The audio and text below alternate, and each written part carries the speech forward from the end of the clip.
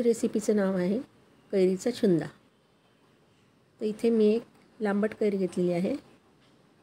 ही कैरी आंबट नसते जास्त। तर याची आपल्याला सालं काढून घ्यायची आहेत। पूर्णपणे सालं काढून घ्यायची आहे।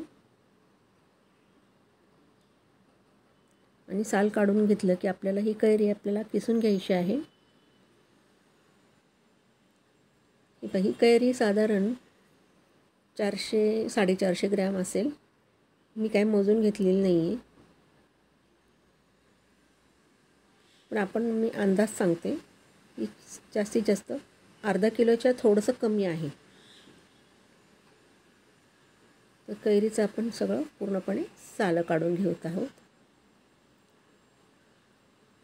याप्रमाणे सर्व सालं आता मी काढून घेतलेली आहेत बघा।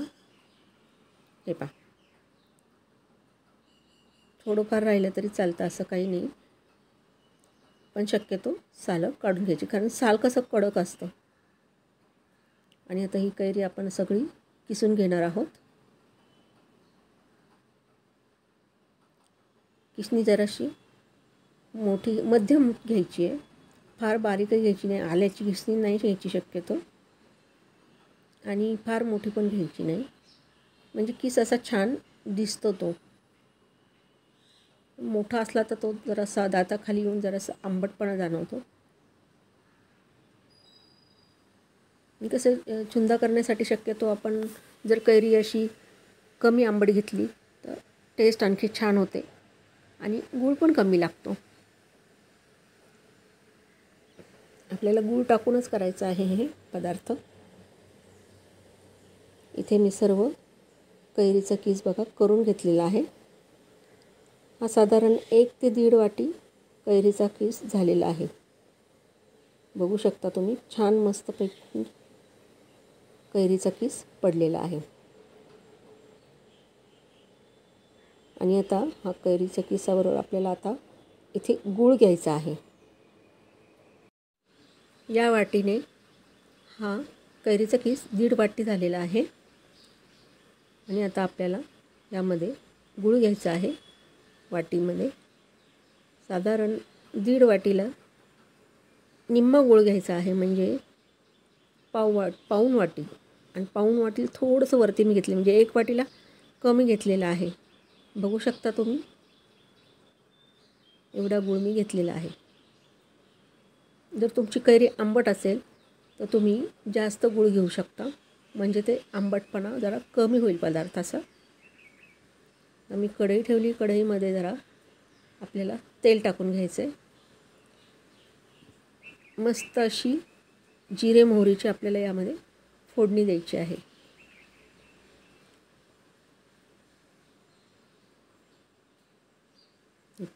तेल तर तापलेलं आहे। आता यामध्ये 1 चमचा मोहरी टाकून घेतलेली आहे। मोहरी जरा चांगली तडतडली की आपल्याला यामध्ये जिरं टाकून घ्यायचे आहे। जिरेही आपल्याला जास्त छोटा 1 चमचा घ्यायचा आहे, अर्धा चमचा घेतला तरी चालेल।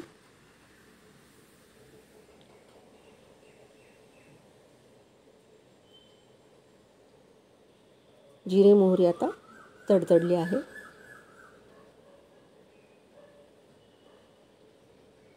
तेल जरा बऱ्यापैकी टाकून घेतलं ना की छान असा तवंग पण येतो याला। फार आपल्याला तिखट करायचं नाही आहे, हा पदार्थ असा आंबट गोड करायचा आहे। हळद टाकून घेतली आणि त्यावर आता कैरीचा किस टाकून घेतला, आणि कैरीचा किस चांगला पूर्णपणे असा मिक्स करून घ्यायचा आहे, परतून घ्यायचं त्यामध्ये। भारी असा चवीला इतका छान लागतो हा पदार्थ। काही मुलं गोड खात नाहीत, काहींना गोड आवडतं, पण गोड आवडत असेल तर तुम्ही गुळांबा साखरांबा करा, किंवा जर मुलं गोडच खात नसतील तर मग हा पदार्थ इतका छान लागतो। लोणच्याऐवजी हा वेगळा पदार्थ आहे। चवीनुसार मीठ टाकलं, आणि हा सर्व गूळ मी यामध्ये टाकून घेतलेला आहे, आणि हे पूर्णपणे एकजीव करून घ्यायचं आहे। असं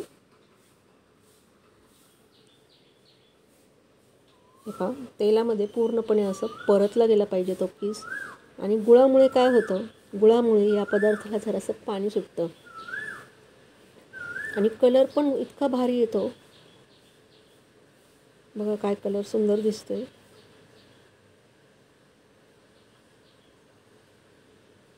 हे पहा.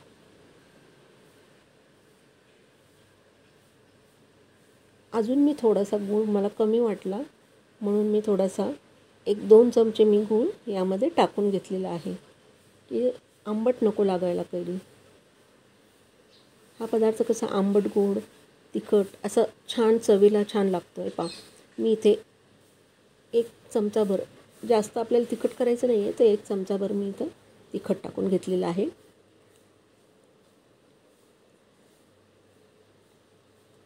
पूर्णपणे आता हे मिक्स करून घ्यायचं पुन्हा. आणि तिखट टाकल्यावर तर आणखी त्याला इतका छान कलर येतो आहे बघा. हे तिखट असं तिखट टाकलेलं आहे तर यामध्ये मी जरा कलर येणार तिखट टाकते. पहा कलर येईल ना, इतका सुंदर दिसतो कलर या पदार्थाला. छंद अगदी दिसला पाहिजे इतका सुंदर की असं खावंसंच वाटलं पाहिजे हा पदार्थ. वा बघा काय छान कलर आलेला आहे बघितलं.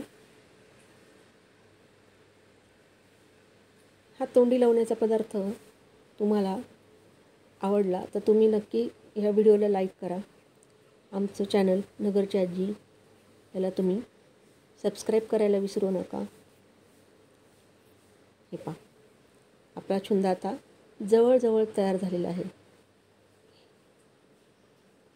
जास्त मोठ्या गॅसवर आपल्याला हा शिजवायचा नाही आहे.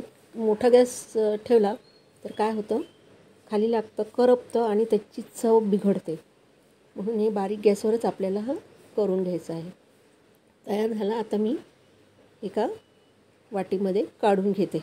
बघा काय सुंदर कलर आहे. वा तोंडाला पाणी सुटलं की नाही.